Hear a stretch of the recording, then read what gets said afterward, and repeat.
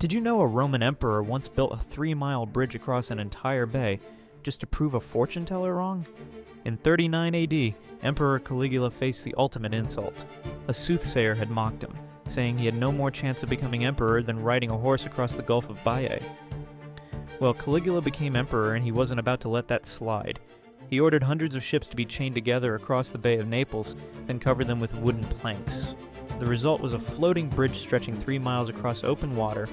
For 2 days straight, he rode back and forth wearing Alexander the Great's golden breastplate. He's even held chariot races on this makeshift highway in the sky. The engineering feat was incredible, but the cost was devastating.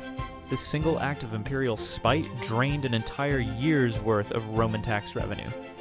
The moment he finished proving his point, Caligula dismantled the whole thing.